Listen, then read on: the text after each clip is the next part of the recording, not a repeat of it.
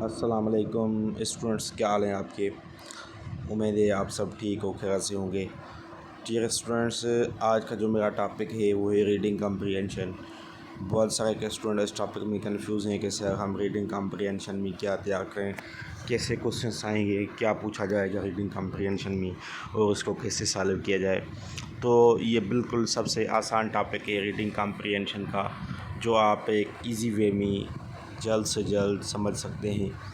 इसमें कुछ टेक्निक्स हैं जो आपको फॉलो करनी होगी ताकि आप इसको सॉल्व कर पाएँ।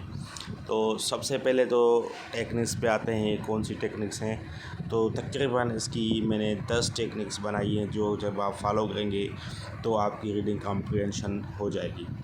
सबसे पहली टेक्निक ये है कि जो रीडिंग कॉम्प्रिहेंशन के पैसेज के बाद क्वेश्चंस लिखे होते हैं वो क्वेश्चंस आप रीड करें कौन से क्वेश्चंस हैं, ठीक है, ताकि आपको पैसेज में ढूंढने से आसानी हो। दूसरी बात, answer the question from the passage. जो क्वेश्चंस के आंसर होंगे वो आपको पैसेज से देने हैं, अपनी तरफ से वो नहीं लिखना। फॉर एग्ज़ाम्पल पैसेज में लिखा हुआ है कि एजुकेशन जो है वो इंसान को गलत रास्ता बताती है, और नीचे क्वेश्चन लिखा हुआ है कि एजुकेशन इंसान को डैश रास्ता बताती है, गलत, सही या दोनों या नन ऑफ दीज।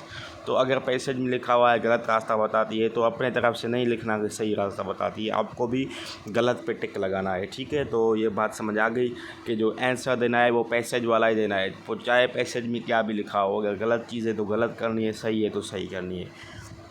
उसके बाद नंबर 3 टेक्निक है डोंट यूज़ ओन आइडियाज़। अपने आइडियाज़ को यूज़ ना करें।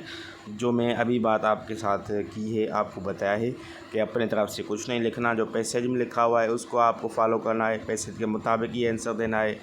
टिक दी आंसर। टेक्निक नंबर 4 है tick the answer after reading the whole passage.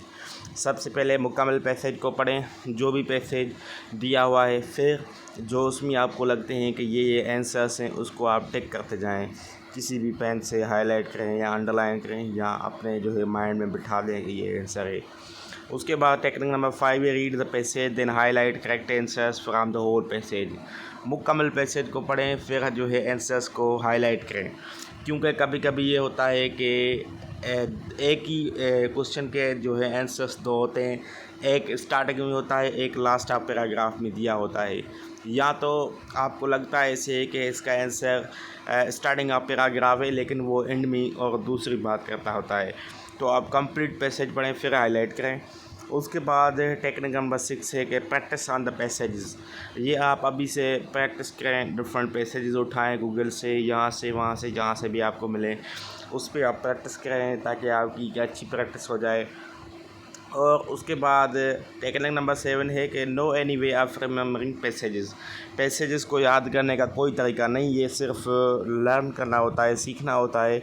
बाकी इसको रट्टा लगाना, जैसे वोकेबलरी को हम रट्टा लगाते हैं या और टॉपिक्स हैं जो है आपके, तो इसी तरह से ये टॉपिक नहीं है। जैसे आप इडियम्स को रट्टा लगाते हैं, फ्रेजेस को रट्टा लगाते हैं, तो ये ऐसा टॉपिक नहीं है बिल्कुल भी, ठीक है। ये सीखने वाला टॉपिक है, ये आपको सीखना होगा, जिसमें ये जो मैं टेक्निक्स बता रहा हूँ ये फॉलो करनी होंगी। उसके बाद है technique number 8 vocabulary is must for understanding a passage. जो पैसेज है उसके अंडरस्टैंडिंग के लिए आपके पास वोकेबलरी आनी चाहिए। अगर आपको वोकेबलरी नहीं होगी, आपको वर्ड्स की मीनिंग नहीं आती होगी, तो आप पैसेज को समझ ही नहीं पाएंगे। अगर आप पैसेज को नहीं समझेंगे तो आपको आंसर देना मुश्किल हो जाएगा आपके लिए, ठीक है। तो वोकेबलरी मस्ट है, जो आपको हर टॉपिक में समझने के लिए नेसेसरी है। उसके बाद क्वेश्चन नंबर 9 है टेक्निक नंबर 9 है वन वर्ड। मतलब आपको वन वर्ड सब्स्टिट्यूशन जो होते हैं वो याद होने चाहिए, ठीक है। कभी कभी क्या होता है कि पैसेज में एक बड़ा सेंटेंस लिखा होता है, बड़ा आंसर होता है, लेकिन जब ऑप्शंस आते हैं तो वो बड़े तो नहीं लिखेंगे ना, तो वो एक एक वर्ड लिखेंगे, तो उस एक वर्ड को हम कहते हैं वन वर्ड सब्स्टिट्यूशन। आप गूगल पे सर्च करें या कहेंगे तो मैं भी आपको प्रोवाइड कर दूंगा वन वर्ड सब्स्टिट्यूशन की लिस्ट, वहाँ से आप याद कर लें ताकि आपको वो भी फ़ायदा देंगे इसमें। उसके बाद है technique number 10 nature of the questions की जो नेचर है वो कौन सी होती है। एक तो क्वेश्चन ऐसे होते हैं जो होल पैसेज से आते हैं, ठीक है, क्योंकि बहुत सारे स्टूडेंट्स में यहाँ पे भी कंफ्यूज होते हैं कि सर हमने ये टेक्निक्स तो पढ़ ली कि रीडिंग कॉम्प्रिहेंशन को ऐसे सॉल्व करना है, लेकिन क्वेश्चंस कैसे आएंगे। तो क्वेश्चंस की जो नेचर है वो कौन सी होगी, कैसे होंगे। तो ये कि नेचर ऑफ द क्वेश्चन की जो नेचर है, एक तो ऐसे क्वेश्चन आते हैं कि कोई डिफ़िकल्ट वर्ड होता है पैसेज में, उसको हाईलाइट कर देते हैं और पूछते हैं कि ये जो वर्ड पैसेज में लिखा हुआ है इसकी मीनिंग यहाँ पे कौन सी है, ठीक है, क्योंकि वहाँ पे कोई उसकी डिफरेंट मीनिंग भी होती है जो हमें लगती है कि लेकिन होती दूसरी है, तो वो पैसेज पढ़ने के बाद ही हमको पता चलता है कि ये होती है। और उसके अलावा क्वेश्चंस ऐसे भी आते हैं कि होल पैसेज का थीम क्या है या होल पैसेज का मेन आइडिया क्या है, वो भी आप तभी बता पाएंगे जब आपकी वोकैबुलरी होगी, आप पैसेज को सही से समझ पाएंगे, फिर ही आपको आ सकता है। दूसरे क्वेश्चन ऐसे होते हैं कि जो पैराग्राफ नंबर 1 है वो क्या कहता है, पैराग्राफ 2 क्या कहता है, पैराग्राफ 3 क्या कहता है, ऐसे क्वेश्चंस भी आते हैं। उसके अलावा और भी क्वेश्चंस होते हैं, वो क्वेश्चंस होते हैं कि जो है इस पैसेज में किस चीज़ को डिस्कस किया गया है या किस चीज़ को डिस्कस नहीं किया गया, वो भी आते हैं, ठीक है। तो मतलब डिफरेंट नेचर के क्वेश्चंस होते हैं, तो इसके लिए आपको मतलब पैसेज को समझना लाजमी है, फिर आप उसको समझ भी आपको दे रहा हूँ ताकि आप कुछ पता चले कि कैसे आते हैं। एक पैसेज है, ये मैंने खुद बनाया है ताकि आपको थोड़ा अंडरस्टैंड हो जाए, आपकी बात क्लियर हो जाए। ये है कि education is the accessory for our life which tells the way of different voices. Food is essential for our living. It gives energy to our body. Medicines are also accessory which creates population explosion by saving many lives. ठीक है, तो ये एक passage है, ये तो मैं बिल्कुल शार्ट पैसेज लिखा है, लेकिन एग्ज़ाम में कभी शार्ट आता है, कभी बड़ा बड़ा लॉन्ग पैसेज 10, 12, 20 लाइन का भी आ सकता है, ठीक है, लेकिन शार्ट पैसेज लिखा है ताकि आपको बात क्लियर हो जाए। तो ये पैसेज हो गया। अब इससे के क्वेश्चन से कि क्वेश्चन नंबर 1 है पैसेज से कि which is the important for human according to passage. Passage के मुताबिक कौन सी चीज़ ह्यूमन के लिए इंपॉर्टेंट है, पैसेज क्या कहता है कि कौन सी चीज़ इंपॉर्टेंट है। A food, B medicine, C education, D all of this. आपको ऐसे लगेगा कि ऑल ऑफ दिस होगा, क्योंकि फूड भी नेसेसरी होता है ह्यूमन के लिए, मेडिसिन भी नेसेसरी है, एजुकेशन भी नेसेसरी। लेकिन जो पैसेज है ना, पैसेज कहता है एजुकेशन असेसरी। असेसरी का मतलब होता है नॉट नेसेसरी। एजुकेशन नेसेसरी नहीं है क्योंकि वो हमें गलत रास्ता बताती है।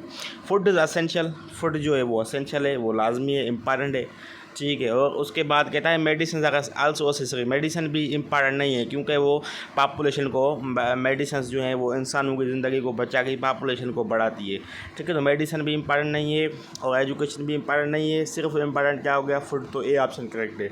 लेकिन जब आप पैसेज नहीं पढ़ेंगे, ऐसे आप समझेंगे या आपको पता नहीं होगा कि आंसर कैसे देना होता है, तो फिर तो आप ऑल ऑफ दिस लगा देंगे। लेकिन इसका जो करेक्ट आंसर है वो फूड होगा, ठीक है। क्यों फूड होगा, क्योंकि पैसेज ये कहता है। वैसे तो एजुकेशन भी लाजमी है, मेडिसिन भी लाजमी है, लेकिन पैसेज के मुताबिक जो जिसने पैसेज ये लिखा है वो कह रहा है कि मेडिसिन भी ख़राब है, एजुकेशन भी ख़राब है, ठीक है। सिर्फ क्या सही है, फूड सही है। तो फूड को आप टिक करेंगे, ऑल ऑफ दिस नहीं करेंगे, पैसेज के बाद ही आप करेंगे। उसके बाद ये पैसेज कहता है व्हिच इज़ नॉन एसेंशियल। कौन सी चीज़ गैर ज़रूरी है या नेसेसरी नहीं है। Medicine, education, both. तो बोथ होगा क्योंकि हमने जो है वो ये पढ़ा है कि मेडिसिन्स जो है इंसान के पॉपुलेशन को बढ़ाती है, तो ये भी नॉन एसेंशियल है। एजुकेशन जो है वो हमें जो है गलत रास्ता बताती है, तो वो भी नॉट नेसेसरी है, नॉन एसेंशियल हो गई। तो दोनों करेक्ट होगा आंसर, ठीक है। उसके बाद है main idea of passage. Passage का मेन आइडिया क्या है, एजुकेशन, फूड या दोनों, या essential and non essential things for human. तो ये पैसेज बताता है कि कौन सी चीज़ एसेंशियल है, कौन सी चीज़ नॉन एसेंशियल है, कौन सी नेसेसरी है, कौन सी नेसेसरी नहीं है ह्यूमन के लिए, ठीक है। ये सिर्फ एजुकेशन, फूड या दोनों के बारे में नहीं बता रहा, ये essential and non essential things of human बता रहा है। तो ऑप्शन नंबर डी करेक्ट है। तो ऐसे पैसेज होगा, ऐसे क्वेश्चन आंसर्स होंगे, ठीक है। और ये टेक्निक्स हो गई। तो आपका जो रीडिंग कॉम्प्रिहेंशन का टॉपिक है उसको इसी तरह से आपको डील करना है। तो आप जब पैसेज को समझेंगे तभी आप जो है इसको आंसर दे पाएंगे। तो पहले आप रीडिंग कॉम्प्रिहेंशन के टेक्निक्स पढ़ें और जो भी टेक्निक्स बताई हैं वो आप फॉलो करें। फिर कोई भी पैसेज उठाएं, फिर ऐसे क्वेश्चंस के आंसर्स होंगे, आपको पैसेज को सही से समझ के जो है आंसर देना है। अगर यहाँ पे आपको असेसरी की माना ना आती हो तो आपके लिए पैसेज बिल्कुल मुख्तलिफ हो जाता है, ठीक है। या आपको समझ से बाहर हो जाता है, आपको समझ नहीं आएगा जब तक आपको वोकैबुलरी नहीं आएगी। तो वोकैबुलरी तो नेसेसरी है, वो आपके लिए कम से कम आपको 20-30 वर्ड्स डेली याद करने चाहिए ताकि आपकी वोकैबुलरी अच्छी हो, ताकि आप पैसेज को समझ पाएँ। इसके लिए भी वोकैबुलरी का बहुत बड़ा कमाल है, ठीक है। पैसेज के लिए और कोई चीज़ नहीं है, और कोई ऐसी टेक्निक नहीं है या और कोई मतलब जो है आसान वे नहीं है। बस यही टेक्निक्स हैं कुछ जो आपको फॉलो करनी होंगी, और एक पैसेज को आपको उठाना है, प्रैक्टिस करनी है, तो इंशाल्लाह आपके बात समझ में आ जाएगी। थैंक यू, अल्लाह हाफिज़।